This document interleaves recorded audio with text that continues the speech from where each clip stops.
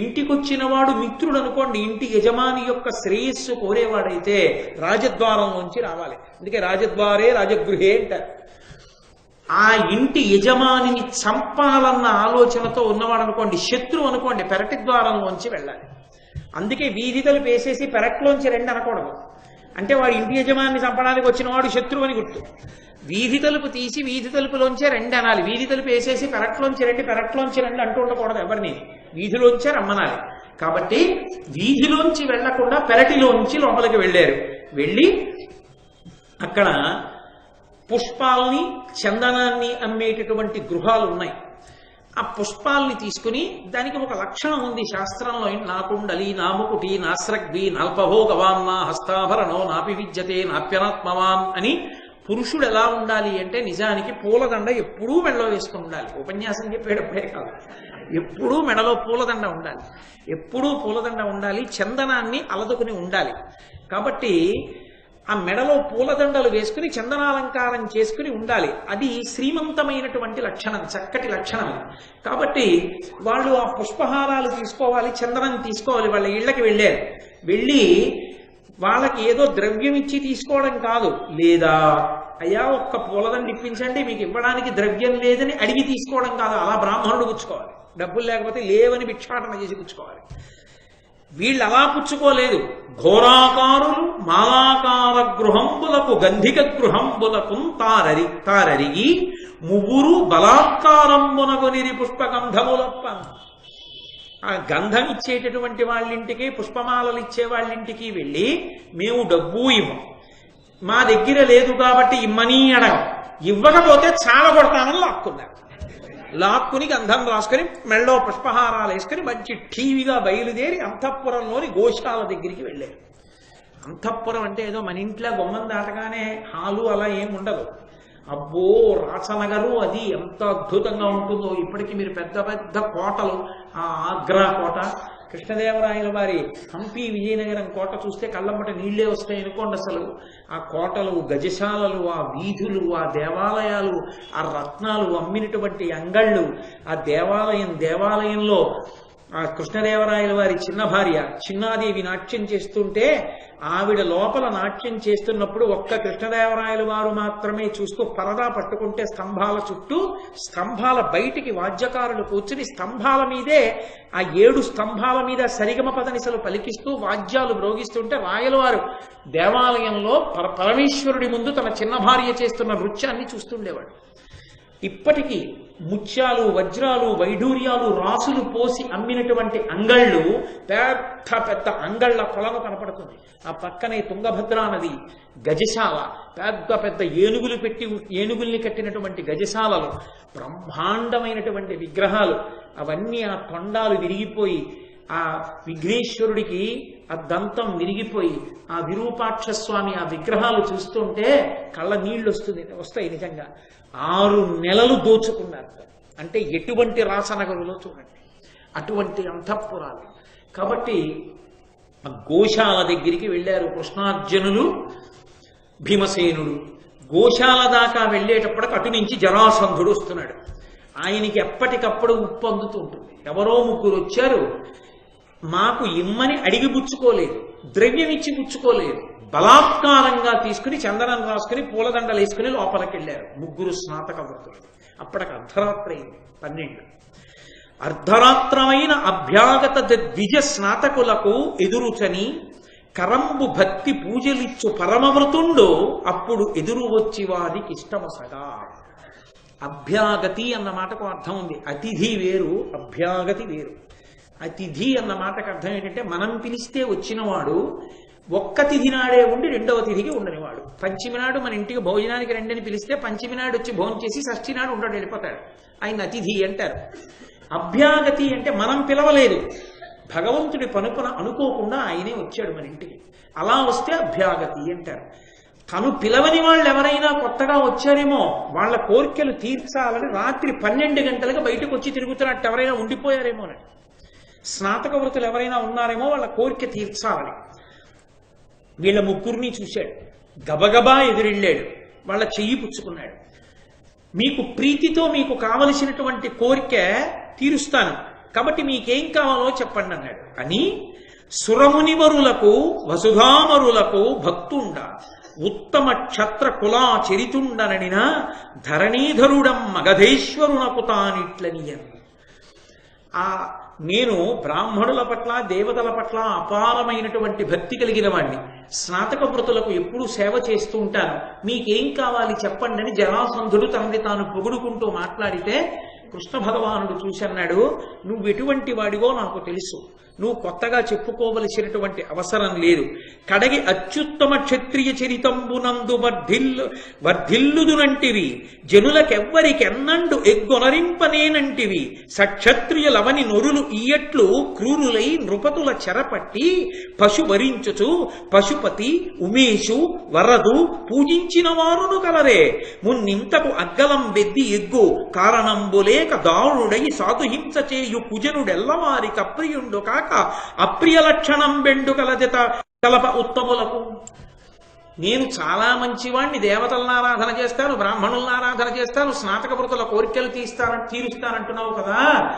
సుక్షత్రియ వంశంలో పుట్టినటువంటి వాళ్ళని ఓడించడమే కాకుండా వాళ్ళని తీసుకొచ్చి కారాగారంలో పెట్టి పరమసులభుడు ప్రసన్నవదనుడు పరమేశ్వరుడు శంకరుడు సాంబసనాశివుడు ఉమేశ్వరుడు వరదుడైనటువంటి పరమశివుడికి భైరవుడిని పేరు పెట్టి తీసుకెళ్లి ప్రతిరోజు నరబలి చేస్తావా క్షత్రియుల్ని? ఇంత హీనమైన పని చేసి సిగ్గుపడవలసినటువంటి నువ్వు నేను ఉత్తముణ్ణని చెప్పుకుంటున్నావా? నువ్వు మాకు పూజ చేస్తావా? నీ పూజలు మేము ఎందుకోమా? నీతో మాకు వైరం ఉంది కానీ నీతో మాకు స్నేహం లేదు. ఎందుకు స్నేహం లేదంటావా? ఎందుకు వైరం ఉందంటావా? ధర్మానికి వ్యతిరేకంగా ప్రవర్తించేటటువంటి వాడి పట్ల ధర్మంలో ఉండాలనుకున్న వాడికి వైరంగా ఇంకే ఉంటుంది? సహజంగా వైరం ఉంటుంది, దానికి కారణం ఇంకే ఉంటుంది. అందుకని నీ పట్ల మాకు వైరం ఉంది అంటే ఆయన అన్నాడు, ఎంతో మర్యాదగా వస్తున్నటువంటి మీరు స్నాతక వ్రతులైతే బలాత్కారంగా గంధాన్ని ఆ పుష్పహారాల్ని ఎందుకు తీసుకున్నారని అడిగాడు. అంటే మేము బ్రాహ్మణ స్నాతకులం కావు, మేము క్షత్రియ స్నాతకులం, కాబట్టి మా క్షాత్రధర్మం మాది, మేము బలాత్కారంగా తీసుకుంటాం భుజబలం చూపించి. అయినా ఇక్కడ వరకు వచ్చింది కాబట్టి చెప్తున్నాను, నేను శ్రీకృష్ణుడిని, ఇతను అర్జునుడు, ఆ పక్కన ఉన్నవాడు భీమసేనుడు. మీ ముగ్గురం నిన్ను చంపడానికే వచ్చాం. ఖచ్చితంగా భీమసేనుడు నిన్ను చంపేస్తాడు. కాదంటావా? నీ చెరసాలలో నువ్వు ఉంచినటువంటి నిర్బంధించినటువంటి కొన్ని వేల మంది రాజులందరినీ కూడా విడిపించి శరణాగతి చేస్తే నిన్ను విడిచిపెట్టేస్తాం అంటే ఆయన అన్నాడు, నేను ఏ తప్పు చేశానని విడిచిపెట్టాలి? అది మహోత్సాహం అంటే. ఒకడు చెప్తే వినే లక్షణం లేకపోవడం, చేసిన పొరపాటు ఎప్పటికీ గుర్తించలేకపోవడం. కాబట్టి నేనే తప్పు చేశాను? నేను ఏ తప్పు చేయలేదు. నా క్షాత్రధర్మంతో ఓడించాను, తీసుకొచ్చాను. నేను భైరవ పూజ చేస్తాను, అందుకని భైరవ పూజలో బలిస్తాను. మీరు చెప్పారని ఎందుకు విడిచిపెడతాను? ఇలాగే బలిస్తాను రాజులందరినీ. సరే చూసి నిన్ను చంపడానికి వచ్చాం కాబట్టి మేము ఖచ్చితంగా నిన్ను చంపే పెడతామన్నాడు కృష్ణ పరమాత్మ. అంటే జరాసంధుడు అన్నాడు, సరి మంచిది, మీరు నాతో యుద్ధానికే కదా వచ్చారంటున్నారు. సమకట్టి సైన్యంబుతో నుండే తొడరి మీ మువ్వుర తోడ నుండే ఇద్దరతో నుండే నెక్కటి యొక్కనితో నుండే పొడిచెద దుర్బలమున నే ఆయుధంబున నిమ్మెయిపోరంగా నిష్టమయ్యది ఉత్సహింపొడినిన ఒక్కనితో బల్గు రుద్ధతులై పూని యుద్ధంబు చేయుట ఉచితమగునే అధిక బాహు బలులమైన మా మువ్వరయందు ఒక్కరిని మహాబలాధ్యుని కోరికొనుము, వాడు ఘోరాజిలో నిన్ను మొనసి మల్ల యుద్ధమున జయించు. ఆయన అన్నాడు, మీరు ముగ్గురు వచ్చారు నాతో యుద్ధం చేస్తానని. మీలో ఒకడు చేస్తారా, ఇద్దరు చేస్తారా, ముగ్గురు చేస్తారా? మీ సైన్యం ఏమైనా ఉంటే మీ సైన్యం నా సైన్యంతో చేస్తుందా? ఎలా చేద్దాం యుద్ధం చెప్పండి, మీ ఇష్టమే అంటే. అది అత్యుత్సాహం అన్న మాట యొక్క లక్షణం అలా ఉంటుంది. చూడండి, మీ ఇష్టమే చెప్పండి, ఎలా కావాలంటే అలా చేసి చంపేస్తానన్నాడు. అంత తేలిగ్గా, అంత అతిశయానికి చేరిపోయాడు. అలాంటి స్థితికి చేరిపోయిన వాడు తేలికగా పడిపోయేది గోతిలో దేనికో తెలుసా? మాటకే. కృష్ణుడు చాలా చమత్కారి, మహానుభావుడు, ఆయనకి తెలియంది ఏం లేదు. ఆయన అన్నాడు, మేము ముగ్గురం, నువ్వు ఒక్కడి. నువ్వు ఒకడితో చేస్తావా, ఇద్దరితో చేస్తారా, ముగ్గురు వస్తారా అని నువ్వు అడగచ్చు. కానీ మాకు నీతి ఉంది. నిన్ను ఒక్కడిని చేసి ముగ్గురం చంపడం ఏం బాగుంటుంది? ఒక్కళ్ళమే వస్తాం యుద్ధానికి. మా ముగ్గురులో ఎవరో ఒకరిని కోరుకో, ఆ ముగ్గురులో మహాబలవంతుడని నువ్వెవరు అనుకుంటావో వాణ్ణే కోరుకో అన్నాడు. అంటే కొంచెం ఉత్సాహవంతుడు అనుకోండి, తెలివిగా ఆలోచించిన వాడైతే ఏం చేయాలి? ముందు కృష్ణుడిని రమ్మనాలి. కృష్ణుడు చేయగలరా యుద్ధం? చెయ్యగలిగిన వాడైతే 17 మాటలు దాటిపోయాడుగా. ఇతపూర్వం మల్ల యుద్ధం చెయ్యలేడు, పరాత్పరుడు కాబట్టి ఏమో పక్కన పెట్టండి. అర్జునుడు మల్ల యుద్ధం చేయలేడు, గాంధీవంతో బాణాలు వెయ్యాలి. కానీ అమాయకత్వం అంటే మా ముగ్గురం కలిసి నీతో యుద్ధం ఏమిటి ఒక్కడితోటి? మా ముగ్గురులో మంచి బలవంతుడని నువ్వెవరిని అనుకుంటున్నావో వాడితోనే పోరాడు అన్నాడు. ఇప్పుడు అడకత్తెరలో పోకచెక్క ఎవరయ్యాడు? జరాసంధుడు అయ్యాడు. అయితే అర్జునుడిని రమ్మనండి అన్నాడు అనుకోండి. అంటే భీముడి కన్నా అర్జునుడు మంచి మల్ల యుద్ధ వీరుడా నీ దృష్టిలో అంటాడు. తేలికగా ఏదో అడిగిన ప్రశ్నకి జవాబు చెప్పేసినట్టుగా ఏమన్నాడు? మీ ముగ్గురులో మల్ల యుద్ధంలో మహాబలవంతుడు కాబట్టి భీమసేనుడిని రమ్మనండి అన్నాడు. తన మృత్యువుని తాను కౌగులించుకున్నాడు. ఎవడు కోరమన్నాడు? అది మహోత్సాహం అన్న మాటకు అర్థం. ఆలోచన తక్కువ, ఉత్సాహం ఎక్కువ. దాని వలన ఏమైంది? ప్రమాదం దగ్గరికి వెళ్ళి ఇప్పుడు యుద్ధం ప్రారంభం అవుతుంది. ఉన్నవాడు ఊరుకున్నాడా? అమంగళకరమైనటువంటి పనులు కొన్ని చేసుకుంటారు కొంతమంది. ఏదో భర్త ఎక్కడికో వెడుతున్నాడు అనుకోండి, గౌరవం ఉంటే వేరు, అక్కర్లేని పనులు కొన్ని చేస్తుంటారు. ఏడుస్తూ ముక్కు చీత్తూ ఆయనకి ప్రదక్షిణం చేశారనుకోండి, ఆయనకి తిరిగిరాడు. చేసింది ఒక ఆవిడలా అక్కర్లేని పని చేసింది. శ్రీరామాయణంలో వాలి యుద్ధానికి ఎడుతుంటే తార ముక్కు చీత్తూ ఏడుస్తూ ప్రదక్షిణం చేసింది. ఇక తిరిగి రాలేదు వాలి యుద్ధం నుంచి. చెయ్యకూడదు అలాగా. తను యుద్ధానికి ఎడుతూ కొడుకు సహదేవుడిని పిలిచి, పాండవులలో సహదేవుడు కాడు, జరాసంధుడు కొడుక్కి సహదేవుడిని పేరు, ఆ సహదేవుడిని పిలిచి ఒరే నీకు పట్టాభిషేకం చేసేస్తాను, ఎందుకైనా మంచిది అన్నాడు. ఎందుకైనా మంచిదే అంటే భోగాలము దాపురించిన నాడు ఇటువంటి ఆలోచనలే వచ్చేస్తాయి. కాబట్టి తన కొడుకుని పిలిచాడు, పట్టాభిషేకం చేశాడు. పట్టాభిషేకం చేసి రాత్రింబవళ్ళు ఎడతెరిపి లేకుండా కార్తీక మాస శుక్లపక్ష పాడ్యమి నాటి తెల్లవారుజామున యుద్ధం మొదలుపెట్టి త్రయోదశి నాటి రాత్రి వరకు కొట్టుకున్నారు ఇద్దరు. 13 రోజులు రాత్రి పగలు ఎడతెరిపి లేకుండా భువన భోంతారాణములు బర్దలైపోయేటట్టు అంత పెద్ద అరుపులు అరుస్తూ ఇద్దరు మల్ల యుద్ధంలో పట్లేసుకుంటూ కొట్టుకుంటూ యుద్ధం చేస్తున్నారు. ఈశ్వరుని కృప ఎటుందో, ధర్మం ఎక్కడుందో అక్కడ బలం పెరుగుతుంది, ఎక్కడ ధర్మం లేదో అక్కడ బలం క్షీణించిపోతుంది. కాబట్టి జరాసంధుని యొక్క బలం క్షీణించిపోయింది. త్రయోదశి నాటి రాత్రి యుద్ధంలో అంత ఉత్సాహంగా లేడి, ఇంకా నీరసపడిపోయాడని గుర్తించాడు కృష్ణ పరమాత్మ. గుర్తించి భీమసేనుడి వంక చూసి అన్నాడు, విరహిత సత్వుడయ్య ప్రతివీరుడు వీని అశేష దారుణీశ్వర నికరాపరాధు అతి సాహసికున్వధించి నీ భుజ స్థిరత ఎలర్ప అయ్యినిలదేవు బలంబున నీ బలంబు భాసురముఖమాకు చూపుము విశుద్ధ యచోదిది మరుతత్మజ. ఓయ్ అవతలవాడు బలహీనుడైపోయాడు. ఓయ్ భీమసేన, నువ్వెవరివి? వాయుపుత్రుడివి. మీ నాన్న బలం ఎటువంటిది? ఇంతసేప మీ నాన్న ప్రభంజనుడయ్యాడా? ఒక్కసారి గట్టిగా వీస్తే మహావృక్షములు కూకటి వేళ్లతో లేచిపోతాయి. అటువంటి మారుతాత్మజుడవు, వాయుపుత్రుడివి. అవతలవాడు నీరసపడిపోయాడని ఏమిటి మెల్లిగా యుద్ధం చేస్తున్నావు? ఎత్తి తిప్పి విషరదబారే సంపదలబారేవయ్యా. నీ భుజబలం ఏమిటో, నీ తండ్రి గొప్పతనం ఏమిటో ఇవాళ మాకు కనపడాలి, చేయి యుద్ధం అన్నాడు. అది ఉత్సాహపరచడం. అవతలవాడి బలహీనత చెప్పాడు, యువతలవాడి యొక్క బలం ఏమిటో చెప్పి ఉత్సాహపరిచాడు. వెంటనే ఆ భీమసేనుడు అతనిని పట్టి ఎత్తి నిహతాహిత వీరుడు వాని ముక్కునన్ వాతను కర్ణరంధ్రముల వారక చోణిత ధారలోల్కగా వాతసుతుండి వీచ శతమారములుద్ధత చండమాత సంఘాత వివర్తమాన తృణఖండ సముండగు చుండమాగధున్. ఆ జరాసంధుణ్ణి ఒక్కసారి ఎత్తి పైకెత్తి పట్టుకున్నాడు. పట్టుకుని గట్టిగా నొక్కి పట్టి గిర్ర గిర్ర గిర్ర గిర్ర తిప్పి విసరడం, మళ్ళీ అక్కడికి పరిగెత్తుకెళ్ళడం, మళ్ళీ పట్టుకోవడం, మళ్ళీ ఎత్తడం, మళ్ళీ తిప్పడం. ఇలా తిప్పి విసురుతుంటే ఒకేసారి ఆగకుండా 100 పర్యాయములు విసిరేట్టలాగా విసిరితే అతని ముక్కుల వెంట పెద్ద రక్తధారలు బయటకు వస్తున్నాయి, నోటి వెంట రక్తధారలు వస్తున్నాయి. ఆ రక్తధారం వచ్చేట్టుగా విసురుతున్నాడు, వెడుతున్నాడు, ఎత్తుతున్నాడు, మళ్ళీ తిప్పుతున్నాడు, మళ్ళీ విసురుతున్నాడు. ఆయన బ్రతికే ఉన్నాడు జరాసంధుడు, ఇంకా యుద్ధానికి సిద్ధం అవుతూనే ఉన్నాడు. అప్పుడు ఇక ఉపేక్షించకూడదని వెరచరమ బట్టి కొనివడిన్ సరచి జరాసంధు సంధి సంధుల ఎమ్ముల్ విరిచి వధించి ఆర్చెను వరలగా భీముండు భువన వలయం బదురువన్.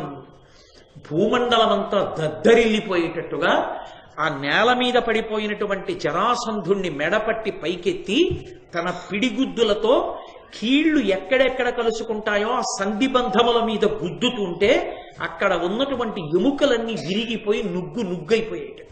అలా పిడిగుద్దులతోటి సంధిబంధముల వందు ఉన్నటువంటి ఎముకలన్నిటినీ విరిచేసి నిలబడలేక కింద పడిపోయినటువంటి వాడిని నొక్కి నెత్తురు కక్కించి ఊపిరాడకుండా చేసి చంపేశాడు. దాంతో జరాసంధుడు శరీరాన్ని విడిచిపెట్టేశాడు. చాలా మంది ఎందు ఒక అపోహ, ఏదో 2 ముక్కలు చేశాడు, విసిరాడు, కలుసుకున్నాయి, అందులో అటేశాడు ఇటేశాడు, అలాంటివన్నీ భారతంలో ఎవడో కల్పించాడు. కాబట్టి జరాసంధుడు భీమసేనుడి చేతిలో ఇలాగే వర్తించాడు. కలుసుకున్నప్పుడు కలిపింది తప్ప జరా, చంపినప్పుడు భీమసేనుడి చేతిలో ఎముకలు, కీళ్లు, సంధిబంధములు విడిపోయి ఎముకలు నుగ్గైపోయి నిత్తురు కక్కి చచ్చిపోయాడు జరాసంధుడు. అప్పుడు శ్రీకృష్ణ భగవానుడు జరాసంధుని యొక్క కుమారుడైనటువంటి సహదేవుణ్ణి పిలిచి అతనికి పట్టాభిషేకాన్ని పూర్తి చేసి, నాయనా, నీ తండ్రి దుర్మార్గుడు తప్ప నిన్ను శిక్షిస్తాను, నీ రాజ్యం కబళిస్తాననుకోవద్దు. నువ్వు ధార్మికంగా రాజ్యం చెయ్యమని అతన్ని సింహాసనం మీద కూర్చోపెట్టి రాజసభ తీర్చి కారాగారంలో ఉన్నటువంటి ఆ రాజకుమారులందరినీ కూడా విడిపించాడు. వాళ్ళందరూ రత్నరాసులు, వజ్రరాసులు, వైఢూర్యరాసులు అన్నింటినీ తీసుకొచ్చి కృష్ణ పరమాత్మకి బహుమానం ఇచ్చారు. గరుడధ్వజుండపుడు కరుణాసమేతుడై మాగధులకెల్లన భయమిచ్చి మొగి జరాసంధుచే నిగృహీతులయ్యున్న పృథివీపతుల విడిపించి చెరలు మోక్షితులైన సర్వ క్షత్రియుల చేత సంశుద్ధ రత్న పుంజముల చేసి పూజితుండై తన తేజంబు వెలుగంగా సహదేవు అజ్జరాసంధతనయు ఓడకుండుమని తదున్నత రాజ్యంబునందు నిలిపి హృదయహారి వివిధ రత్నరాజి సుందరంబైన మగధేశు రథము తేరమనిచ రమణతోడా. ఆ సహదేవుణ్ణి సింహాసనం మీద కూర్చోపెట్టి రాజ్య పరిపాలన అప్పచెప్పి ఆ క్షత్రియుల్ని అందరినీ కూడా కారాగారంలోంచి విడిపించి వారి నుండి రత్న సమూహాల్ని కానుకలుగా స్వీకరించినటువంటి ఆ గరుత్మంతుణ్ణి అధిరోహించి తిరిగేటటువంటి శ్రీ మహావిష్ణువు యొక్క పరిపూర్ణావతారమైనటువంటి కృష్ణ పరమాత్మ ఒక్కసారి అక్కడ ఉండే భటులందరినీ ఆజ్ఞాపించట, ఆ జరాసంధుడు ఎక్కి తిరిగేటటువంటి దివ్యమైన రథాన్ని ఇక్కడికి తీసుకురండి. ఆ చిరుగంటలు చప్పుడవుతుండగా దివ్యమైన రథాన్ని తీసుకొచ్చి అక్కడ పెట్టారు. అర్జునుణ్ణి భీముణ్ణి పిలిచి చెప్పాడు, భీమార్జునులారా, ఈ జరాసంధుడు ఎక్కినటువంటి రథం ఏమిటో తెలుసా? ఒకానొకప్పుడు తారకాసురునితో యుద్ధం జరుగుతున్నప్పుడు దేవేంద్రుడు ఈ రథం మీదే నిలబడి యుద్ధం చేశాడు.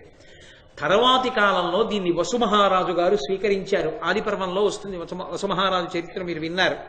ఆ వసుమహారాజు గారు ఈ రథాన్ని ఎక్కాడు. తర్వాత ఈ రథం జరాసంధుని యొక్క తండ్రి అయినటువంటి బృహద్రథుడు అధిరోహించాడు. బృహద్రథుని మరణానంతరం జరాసంధుడు ఈ రథాన్ని ఎక్కాడు. ఇది పరమ దివ్యమైనటువంటి రథం, దేవేంద్రుడిక్కిన రథం. ఈ రథం ఎక్కి మనం ఇంద్రప్రస్థాన్ని చేరుకుందాం రెండన్నాడు. గరుత్మంతుణ్ణి మనసులో స్మరించినంత మాత్రం చేత గరుత్మంతుడు వచ్చాడు. ఆ గరుత్మంతుణ్ణి రథానికి సారథిగా ఉంచి ఆ రథం మీద కూర్చుని కృష్ణార్జునులు, భీమసేనుడు ఇంద్రప్రస్థపురాన్ని చేరుకున్నారు. జరాసంధ వధ జరిగిందిట అని తెలుసుకున్నటువంటి పురప్రజలందరూ స్వాగతం పలికారు. వార్త గుప్పున బయటికి వెళ్ళింది. అమ్మ బాబో, ఏమి బలవంతుడు భీమసేనుడు అనుకున్నాడు.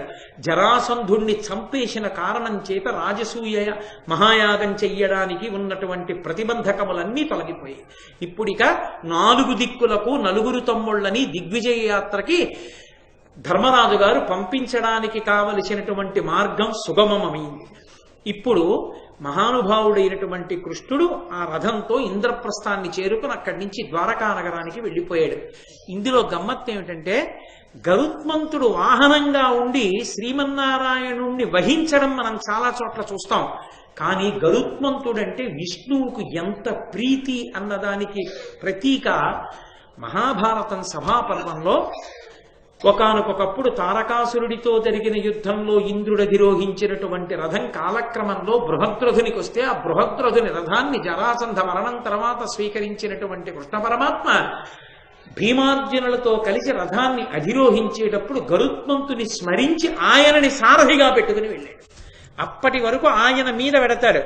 ఎంత ప్రీతి అంటే గరుత్మంతుడంటే గరుత్మంతుడు సారథిగా రథాన్ని తోలాడు జరాసంధ వధ తర్వాత.